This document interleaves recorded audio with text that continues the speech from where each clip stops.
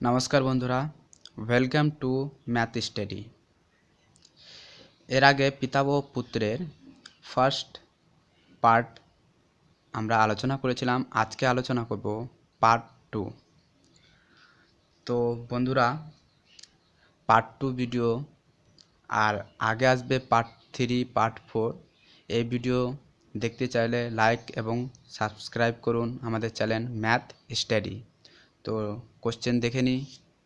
First question এখানে বলেছে যে বর্তমানে পিতার বয়স পুত্রের বয়সের 3 গুণ। বর্তমানে পিতার বয়স পুত্রের বয়সের 3 গুণ। যদি 12 বছর পর পিতার বয়স পুত্রের বয়সের দ্বিগুণ হয় তবে পিতার বর্তমান বয়স কত? তাহলে এখানে বন্ধুরা কার বয়স চেয়েছে? পিতার বর্তমান বয়স চেয়েছে। তো পিতার বয়স সবসময় কি হবে? বেশি, পুত্রের চেয়ে বেশি হবে। আর বড় এজটা আমরা নিয়ে নিব। তাহলে এখানে বলেছে পুত্রের বয়সের 3 গুণ। তাহলে পিতার বয়স কি হবে? 3 দ্বারা বিভাজ্য হবে। এখানে 3 দ্বারা বিভাজ্য কি আছে? এখানে আছে 27, 3 নং 27, 32 3 দ্বারা বিভাজ্য হবে না, 36 3 দ্বারা বিভাজ্য হবে, আর 40 বিভাজ্য হবে না 3 দ্বারা। তাহলে এই দুটোর মধ্যে কোনটা মেনে নিব? কোনটা? বেশিটা। যেহেতু পিতার বয়স চেয়েছে তাহলে কি বেশিটা মেনে চলবো। তাহলে এটা যদি মেনে নিই যে 36 বছর বয়স, পিতার বয়স যদি 36 বছর মেনে নিই, তাহলে পুত্রের বয়স কত হবে? 3 12 36, তাহলে পুত্রের বয়স কত হবে? 12। এবার কি বলেছে? 12 বছর পর পিতার বয়স পুত্রের বয়সের দ্বিগুণ হয়। তাহলে এখানে কি করব? 12 বছর যোগ করে দিব, আর এখানেও 12 বছর যোগ করে দিব। এখানে 12 12 কত হলো?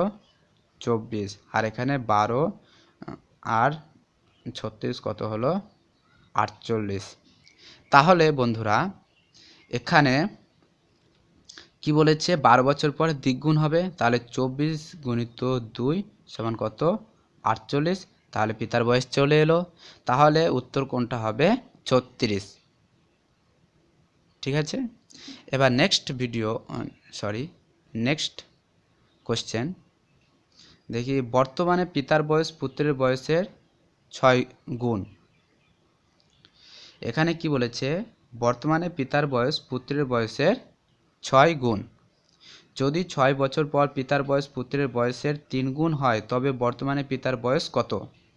তাহলে এখানে বর্তমানে পিতার বয়স চেয়েছে। তাহলে এখানে আর কি বলেছে? পুত্রের বয়সের 6 গুণ। তাহলে 6 দ্বারা বিভাজ্য হবে পিতার বয়স। আর এখানে 6 দ্বারা বিভাজ্য কোনটা আছে?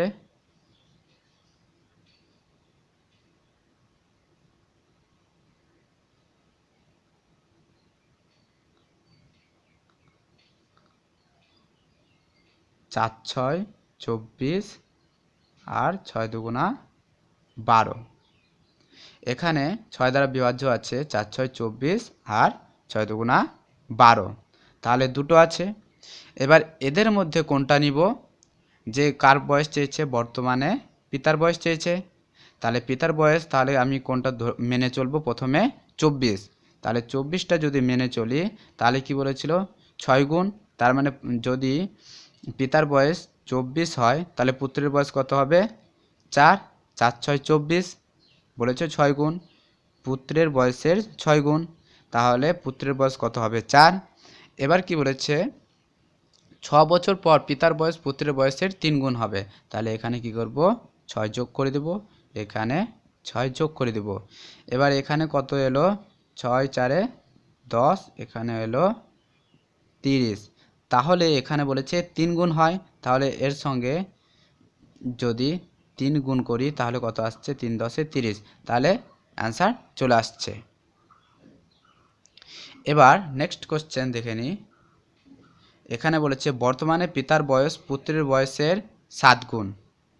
যদি 7 বছর পর পিতার বয়স পুত্রের বয়সের 4 গুণ হয় তবে বর্তমানে পুত্রের বয়স কত? এখানে কার বয়স চেয়েছে? পুত্রের বয়স চেয়েছে। বর্তমানে পুত্রের বয়স চেয়েছে। এখানে দেখব 7 গুণ বলেছে, তার মানে 7 দ্বারা বিভাজ্য হবে। এখানে 7 দ্বারা বিভাজ্য কোনটা হবে? এক 7 বছর, আর একটা হবে 21 বছর। কিন্তু এখানে কি চেয়েছে, পুত্রের বয়স চেয়েছে, তাহলে কোনটা মেনে চলবো প্রথমে, ছোটটা, তাহলে এখানে 7 বছর মেনে চলবো। এবার কি বলেছে, বর্তমানে পুত্রের বয়স কত, 7 বছর মেনে চললাম। এবার কি বলেছে যে 7 বছর পর, তার মানে কি যোগ 7, আর তাহলে পিতার বয়স কত হবে, এখানে কত গুণ ছিল, 7 গুণ, তাহলে 7 7 49, 49। এবার এর সঙ্গে কত যোগ করব, 7 বছর পর বলেছে 7, তাহলে এখানে কত হলো, 7 7 14, আর এখানে 7 4 7 আর 9 কত হচ্ছে 16, 6 হাতে থাকলো 1, তাহলে 4 আর 1 5, কত 56। কিন্তু কোশ্চেনে কি বলেছে যে পুত্রের বয়সের কত গুণ হবে 7 বছর পরে, 4 গুণ হবে, তাহলে গুণিত 4, তাহলে 4 14 কত হয়, 4 10 40, 4 6 4 4 16, তাহলে 56। তাহলে বুঝতে পারছি যে এখানে চলে এলো। তো এই ভিডিওটা দেখে এটাই বুঝতে পারছো, যদি পুত্রের বয়স বের করতে বলে তাহলে কি করব, ছোটটা মেনে নিব। যদি পিতার বয়স বের করতে বলে তাহলে প্রথমে কি করব, বড়টা মেনে নেব। আশা করি বন্ধুরা ভিডিও আপনাদের ভালো লেগেছে। ভালো লাগলে লাইক এবং শেয়ার করুন, আর আমাদের চ্যানেল ম্যাথ স্টাডি এটা সাবস্ক্রাইব করতে ভুলবেন না। নমস্কার, বাই।